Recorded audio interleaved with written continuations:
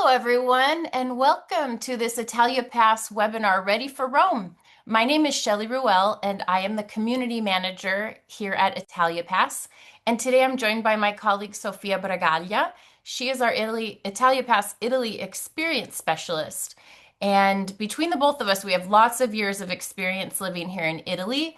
I've been living in Rome now this is my 25th year in the city. And Sophia is originally from Italy. So between the both of us, we have a lot of information and tips to share with you. And we're just so pleased and happy that you are joining us today live. So let's go ahead and get started. So first of all, I wanted to just very briefly go over what is Italia Pass because many of you are here probably because you purchased train tickets with Italia Rail, which is our sister company. So there's a family of brands called the Italia brands, and since 1987, they have been working with millions of tourists exploring Italy. And our CEO decided that he wanted to create an overall product and brand that could serve all of the customers to help them have the most complete best trip to Italy ever. So that's how Italia Pass came to be. And what it is basically a benefits pass for traveling Italy. It costs $149 and you get over $650 in value. As you were purchasing your rail tickets, you might have noticed that it was on offer.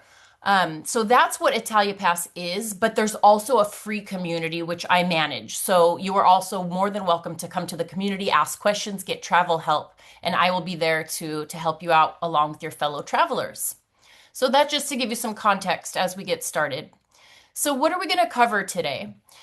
First of all, we'll talk about when you arrive. Most people do arrive at the Fiumicino or Leonardo da Vinci Airport. It's the two names, but the same airport, and it's about a half an hour to get into the city. So we'll explain the different transport options that you have here in Rome. And then we'll talk a little bit about our lounge. We have a lounge in the train station that you might be interested in. I'll give you some information about how to get around on public transport. A couple of things you might not know about eating out here that might be a little different than you're used to, and how you can avoid tourist traps. And then Sophia will talk to you also about how you can get complimentary access to some tours and a discount on our Italia Tours experiences. I will wrap up with a couple of my favorite local tips, and then at the end we will open it up for a live Q&A, about 15 minutes. And the way that you'll be able to do the Q&A is through the chat function. So if you go down to the chat box, you will see a Q&A and you can type your questions in there at any time. All right, so let's go ahead and get started. I will pass it over to my colleague Sophia to talk to you about how to get into the city from the airport. Hello, everyone. Thank you, Shelley, and thank you again to everyone for joining us today. So yeah, we can get started. Let's say now you've landed at FCO, which, as Shelley mentioned, is the airport in Rome. From here, you'll have a few options to get to the center of the city. As you see on the slide, they're all indicated in the terminal. So yeah, first off, the first option is to reach Roma Termini, which is the main train station in Rome, by train. So there are two types of trains that you can take. The first one is called Leonardo Express, which is a direct train to Termini. It costs about $18 on Italiarail, and it's usually the most direct train, the most direct option. It's a traveler favorite, so definitely remember that name.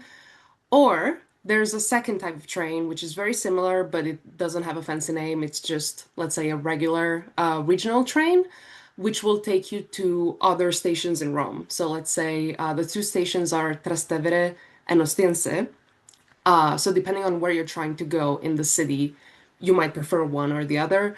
The second type of train is also slightly cheaper. It should be around $10 USD on Italiarail. And they both essentially function the same. It's just that the Leonardo Express is a non-stop train direct, and it goes to the center to Termini. But both are considered regional trains, so really it's up to you which one to pick. We generally get a lot of questions on whether or not you should book these tickets in advance. I would recommend doing so just because, especially now that we're about to, it's almost high season. We're on kind of on the edge of it. There's always a lot of people traveling through Italy. So the queues can get very long, the servers can get overwhelmed when you're trying to book the tickets on the spot. So if possible, if you know exactly, what your travel time will look like, I would recommend booking in advance.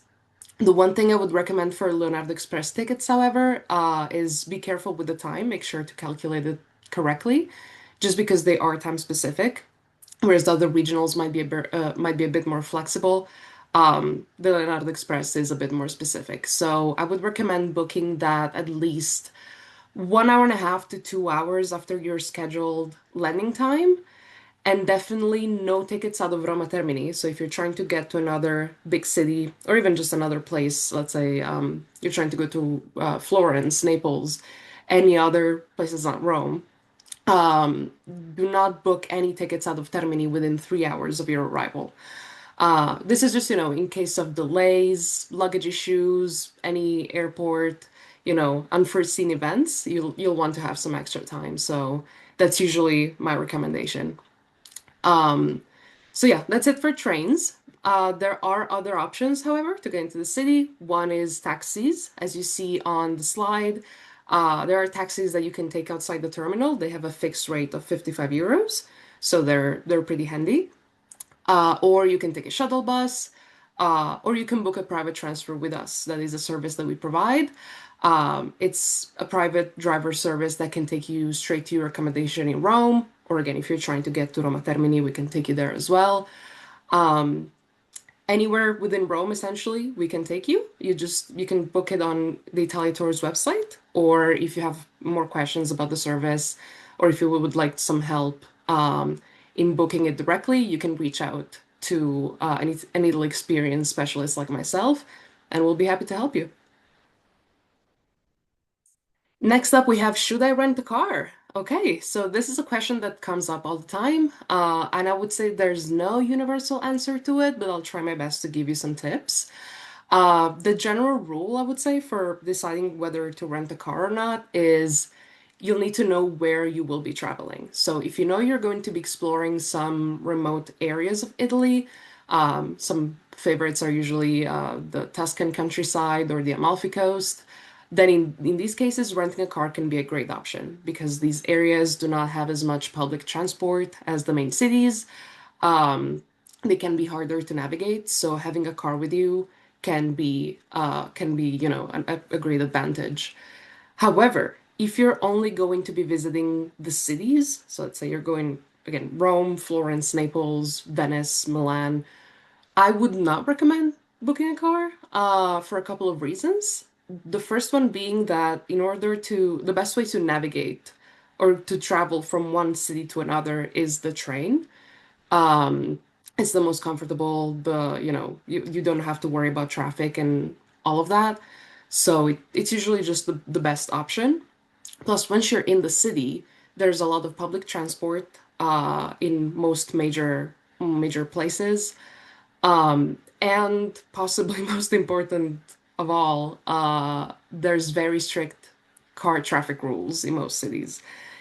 Rules that even Italians struggle with. So it can just get very tricky to navigate the city, find parking, operate a car within the city walls. Just not a great experience. I would not recommend it. You can, it's not, you would need to do some research, but it's usually just unnecessary. So again, it's up to you, but that's usually what I suggest for our travelers.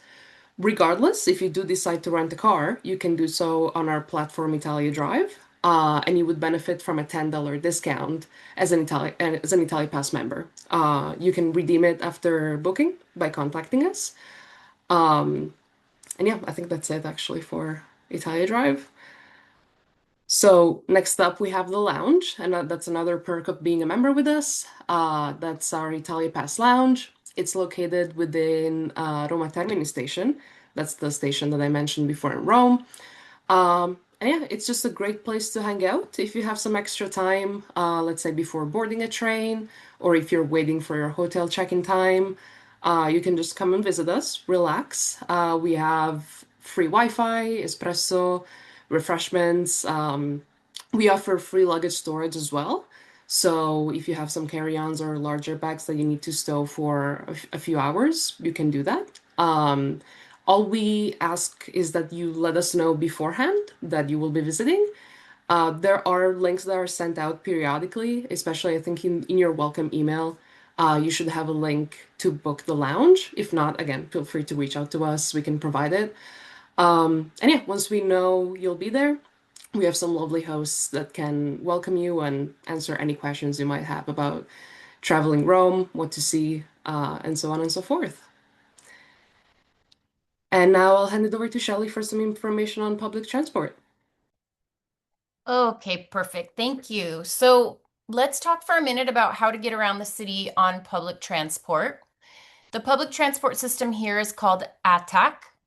And we have two main ways. There's three total, but probably you'll mainly be using, if you do use the public transport, you'll be using buses, metro, which is short for Metropolitana, the underground, the subway. There's only two lines, so it's very easy to use line A and line B, and they only intersect at one point. Termini train station, the one that we've already mentioned. So it's very easy to navigate the system. If you need to change from one line to the other, there's only one station that you can transfer in.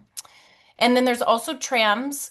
The one that you might use would be the number 8 tram, which is right downtown by Piazza Venezia. Otherwise, that you probably won't use those. They're more for the kind of the outer areas of the city. Now, tickets are relatively inexpensive compared to other European cities. They cost €1.50 each.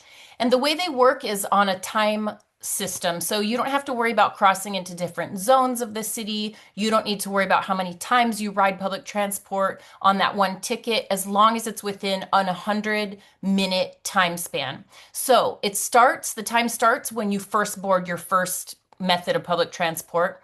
And the way that it can tell when you board is you're going to validate your ticket if you have a paper ticket, or I'm going to talk about the tap and go system in a moment. It will record the time that you first tap in. And then from that moment, you have 100 minutes of unlimited travel, hop on, hop off.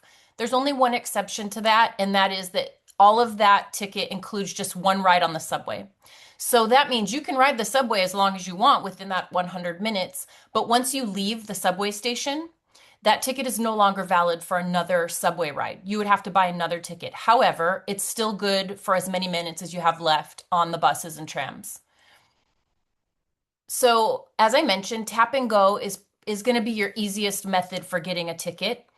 It works with a contactless payment system. So if you have like Apple Pay or Google Pay on your phone, or if your credit or debit card has a contactless chip, then all you need to do is use that and tap it on the reader. The buses, almost all the buses, I think all of them, now that we had the Jubilee year, they upgraded our public transport. Every bus I've been on over the last year had a box to tap.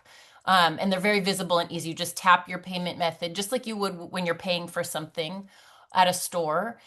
Um, and same on the subway. When you go through the turnstile, you're going to tap in to enter.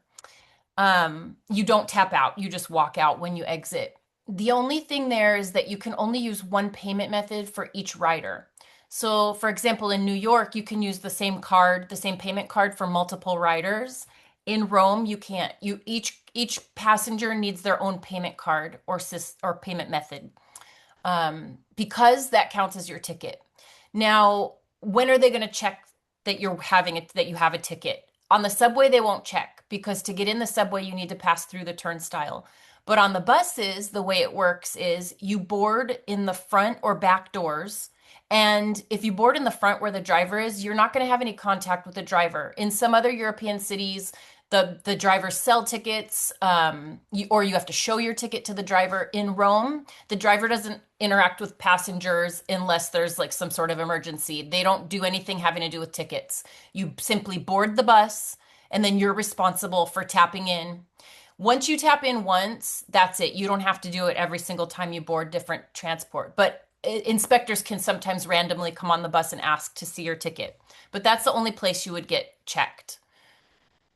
So now, speaking of tickets, if you want to buy a paper ticket, which is called biglietto, if you want to try out your Italian, You can buy those at machines. They're automatic machines in the subway stations.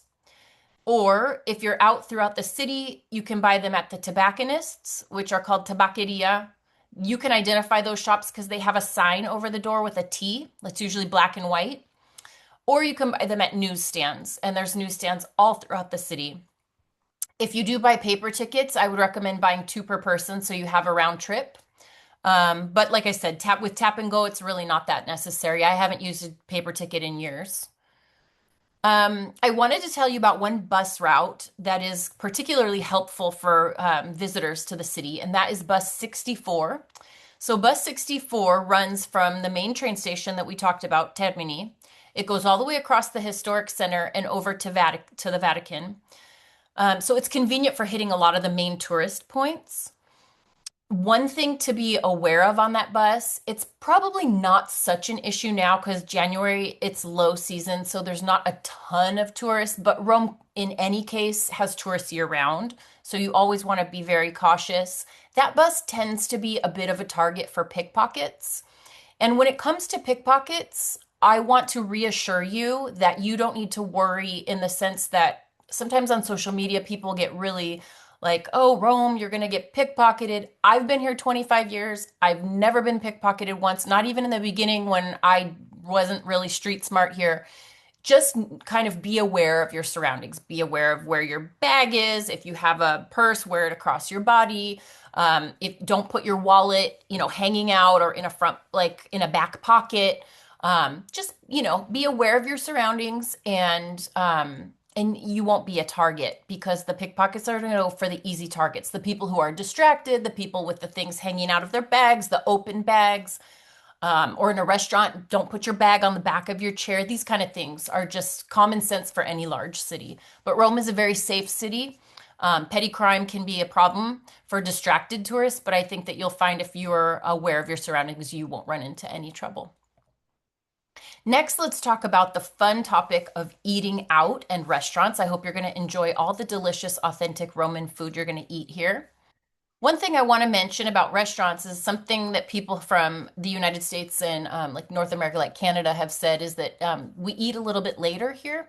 So you might not be used to that if you've never been to Italy before or Europe, some other places in Europe might eat later, like Spain. So we do. We eat later. We start lunch around 1:30, dinner around 8:30. Now, why do I tell you that? It's not that you won't get a meal outside of those hours. It's just that if you want to go to a local place, it's likely the kitchen won't really be that open, like open that much before. You probably can't get in, too much earlier than 8, 7:30 maybe. But just be aware that that's when locals eat, generally speaking. Most restaurants you won't need a reservation, but always check if you have a particular one you're thinking of eating at, check in advance to see if they do require a reservation. The reason I have check written here on the bullet points, which by the way, if you want to practice your Italian, it's il conto. You can say il conto per favore. The check, it's a little different than you might be used to because a lot of times, for example, where I'm from in the United States, a lot of times they'll bring the food and then they'll say, I'll take that when you're ready, and they'll put the check down when they bring your food. So that when you're ready to go, you can just go. Here it's the exact opposite. They won't generally bring you the check until you ask. And the reason for that is that they want to respect your time at the table. Eating out here is a time to spend quality time with family and friends, and they just don't want to make you feel rushed. And so it's actually a courtesy. But the reason I mention is sometimes people think, gosh, the service is slow. Why aren't they bringing my check? Well, they're waiting for you to ask because they don't want you to feel rushed. So just be aware of that because you could be waiting a long time if you don't ask. And tipping is always a very common question that we get. Should I tip? How much? To be honest, tipping is not a custom here generally at restaurants. The wait staff are paid a regular salary. So commonly, Italians don't tip. If you want to leave a courtesy tip because you had good service, €1 per person is generally an expected amount or a typical amount. Certainly nowhere near percentages like you would do in the United States. 20% would be unheard of as a tip. So don't feel uncomfortable. Just know that that's local custom and you're not being rude if you don't leave a tip. Same with taxis. People do ask about tipping in taxis as well. Tipping is just not common in taxis or restaurants. Tour guides a little different, and we can talk about that in the Q&A if you're interested in that. Let's talk about gelato. So you're gonna love the gelato here. It's a little different than ice cream. Um, and even in the winter, people eat gelato. Just watch out for a couple of typical tourist traps, which are like you see in this photo, these overflowing tubs. While it can look really impressive, it's really touristy. Actual, like authentic gelato shops never have these like mountains piled high of gelato because they've whipped a bunch of air into it to make it look really showy. But that's not really super authentic. It's more for the tourists. And you'll see that downtown. Some shops might just have a metal lid, and that's also very authentic. So if you don't, you may not even see the gelato. It might just have a board with the flavors listed. And if it has overly bright colors, that's obviously that they've put food coloring in. And real gelato, authentic, doesn't have artificial colors. Restaurants, you want to look out for menus that have pictures on them because obviously Romans don't need pictures to know what they're going to eat. So you can tell that that's for tourists. And promoters, if there's like people out in front trying to usher you in to eat there, that's also for tourists. Locals would never eat in a place like that, generally speaking. Now, are you going to get a horrible meal? No, it'll probably be decent, but is it a place where the locals would eat? No, not if it's a Roman restaurant with like pictures to show you what the food, or like if you see a menu that has like seven languages on it, obviously that's not for the locals. So when I'm going to send you a list of recommendations and like things of the resources from this webinar. So you'll have a couple of places that you can check out. And I will send that email by tomorrow. All right, so moving on, I will pass it back over to Sophia to tell you, speaking of food, how you can get a really authentic Roman dinner. Thank you, Shelley. Yeah, next up we have our latest member benefit from ItaliaPass, which is Italia Dine, or as we call it, the Roman dinner party. The idea behind this experience is fairly straightforward, really. It's designed to get fellow travelers around the dinner table for a Roman family style feast. We have a very passionate local host that will be, of course, hosting the dinner. And they usually, they'll be happy to tell you all about the Roman food traditions. Food in Rome in general is a big thing. So yeah, it's a great experience if you're looking forward to, trying some local cuisine, which I would recommend to do. It's again in all of Italy, of course, food is a big thing, but Rome especially is just a different level. Um, the reviews that we've had so far have been great. We're adding more seatings each week because it's a very popular experience. So. If you're in Rome, I would definitely recommend checking it out. It is free for Italia Pass holders, but it can also be booked if you don't have a membership. I believe it's 49 per person for $9 US. So, yeah, as per usual, the experience can be booked either through the links provided in our emails or by reaching out to support@italiapass.com. Next up, we have getting into the sites. Of course, for all the exciting sites that you'll get to see during your stay in Rome. Let's get started, of course, from the Colosseum. Italia Pass members do get one free tour of the Colosseum. It features exclusive access to the arena floor through the iconic Gladiators Gate, and it includes the the forum as well. So it's fully guided, fully free for our members. If you've never been to Rome, definitely make sure to check it out. Um, sorry.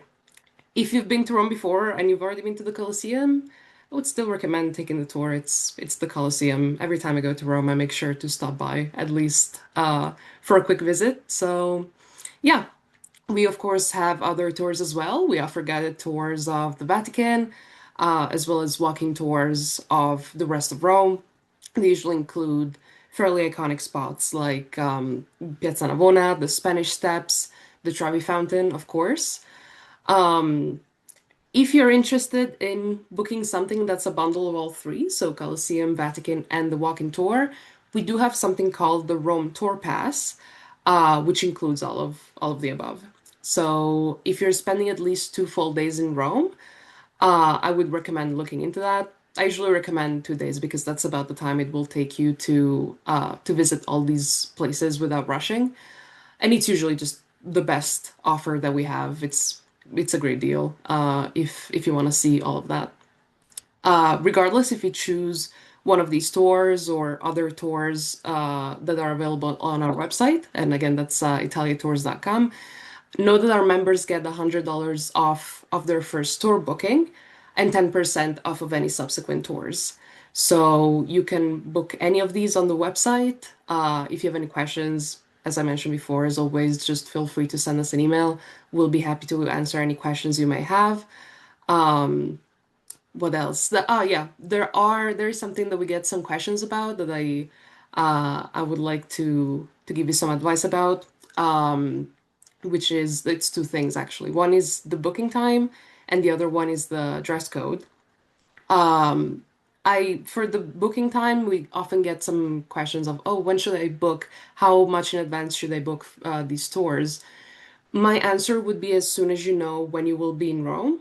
Um, just because especially the Vatican and the Colosseum get booked really, really fast. They get sold out really fast. Now, as Shelley mentioned, it's lower season, so there is a bit more time to decide when to go, but there's still a lot of tourists around, so I would recommend booking, especially the Vatican. I cannot stress this enough. Booking at least 1 or 2 months in advance.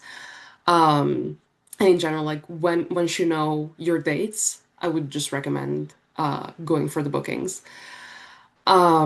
So that's it for the booking time. For the dress code, we do get frequent questions about it. It's only relevant when it comes, I would say, to the Vatican and any other major church that you're planning on visiting. You'll need to wear clothes that cover your shoulders and knees. This is especially true for the Vatican, but I would say goes for most churches in Italy. Um, that's literally it. You can even just bring a jacket if it's, well, no, it's not warm. So anything that, again, covers shoulders and knees will do. As for other attractions, let's say like the Colosseum, anything that is comfortable would be the best option. There's no specific dress code. However, you will walk around a lot, so make sure that you're comfortable. That's the main thing, really. And one last thing, which is kind of related, is for the Colosseum especially, you will not be allowed to bring in large backpacks or strollers. Actually, the strollers, no, both for the Colosseum and the Vatican, they will not let you in. So make sure to check out the requirements. Usually, a smaller bag is fine, or a crossbody bag, just something that does not take up a lot of space. They usually don't mind, but larger bags can cause some issues. So just be mindful about that, and you will be fine. And now back to Shelley for some local tips. Okay, so I'm going to wrap up our presentation right before our Q&A, our live Q&A, with a couple of my favorite local tips that I tell people when they're visiting.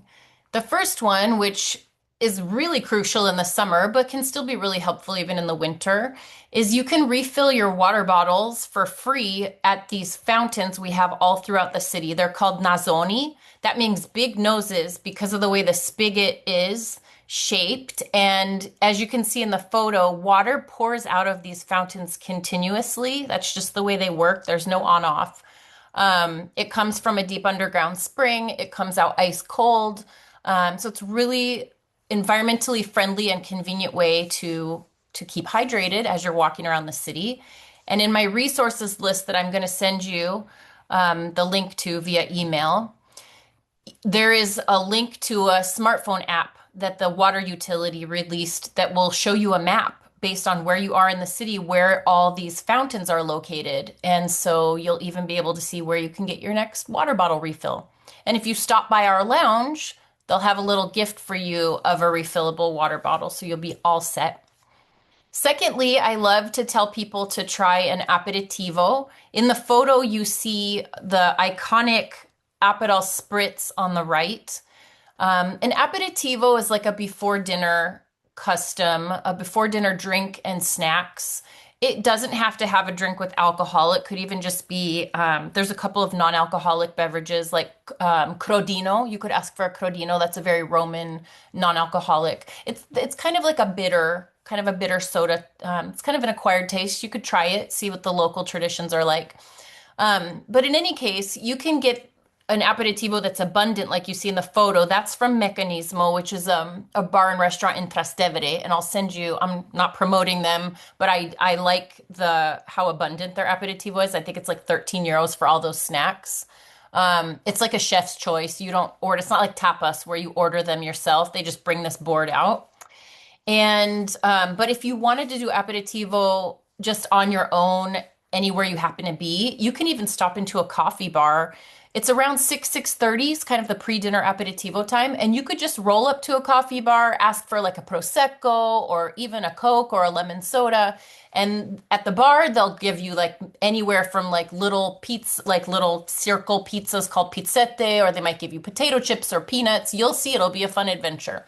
So I recommend that you try that at a bar, depending on how deep into the historic center you are. The like it on the outskirts of the like around, and that's not deep in the historic center. You could even get a prosecco for like 4 euros. It's that inexpensive. In the center, I think probably 10 is probably a good rule of thumb. It's probably going to run you around 10 euros per person. All right, so that wraps up our info presentation. Like I said, if you registered for this webinar, you got the link, then I have your email address. I will send you an email. It's getting to be almost 7 p.m. here in Rome, so I'll probably send that out to you tomorrow.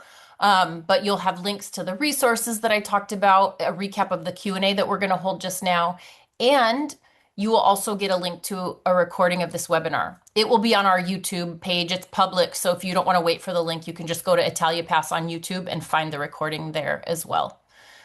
Uh, so now I will stop sharing my screen and we will go into the Q&A.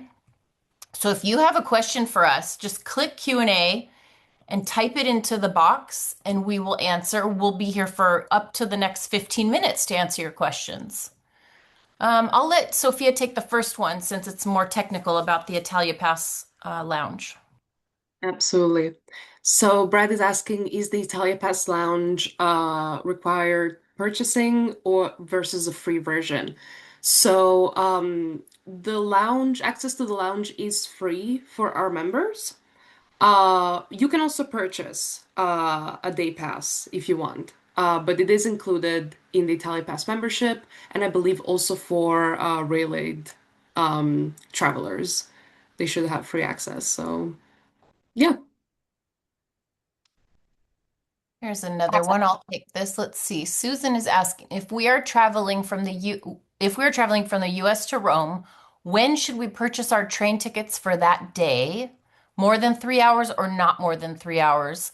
So, Sophia, correct me if I'm wrong, but I think the general advice is no less than 3 hours from the time your plane lands to the time that you want to board your train at Termini station.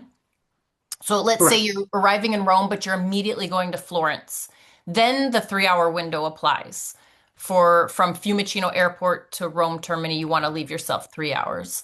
If you are just talking about going into the city, I think that from the time that you land, if you're going to purchase in advance, one an hour and a half, is it generally what you're advising? Yeah. Yeah, Yeah. especially during low season, Yeah. there's usually fewer delays, fewer issues with planes in general and at FCO. So one hour and a half should be So fine. yeah, it really just depends where you're going, what your itinerary looks like. I'll let you I take can the take next one. Okay, yeah, great. When do I check into the Italia Rail? Before boarding, after boarding? Specifically, we're taking the high-speed train to Catania. So for check-in, there isn't quite a check-in process for rail in Italy. Once you book, you will receive a PDF with a QR code. You'll get to validate that QR code once you're already on board. So how it works is, especially for high speed trains, you'll have assigned seats. You go to your seat. You can relax until the conductor comes by, and they'll ask you for the ticket. Just make sure you can print it out. You can have it on your phone, whichever works best. Just make sure that that QR code is visible because that's what you will need in order to show that your ticket is valid. All right, so Susan's telling us we'll be going to Florence the end of April. So maybe we should book the train before we leave the airport in the US. Would this be the best option? Can we book them online or on an app? Yeah, I mean, you can book in advance. For Italia Rail, there is not an app, but there's just the website. So it's very easy. You just go to italiarail.com and you can book right from there from your phone or your desktop or your laptop rather, computer. Or if you're at home, your desktop computer. Yeah, you don't have to do it like months in advance. There's no problem. If you did it before you left the US, that'd be perfect because at least that way when you land, you're all set. You've got your tickets good to go and you don't have to wait in lines when you're like maybe tired and jet lagged after you get off the. You're welcome. It says great. Thank you. You're very welcome. All right. Anyone else have any questions? Now listen, if you don't think of anything right now and then later you're like, "Oh, I should have asked this." Don't worry. Just come over to the community. It's community, the web address is community.italiapass.com. Just type in your question, just, make a login really quickly, ask your question and we'll get you squared away. So, we're always here to answer your questions. All right. Well, it looks like we're good for today. Everybody's got their questions answered. So we will wrap this, but thank you so much for being here, and we wish you all a very buon viaggio here in Rome and in Italy. Buon viaggio, everybody. Bye.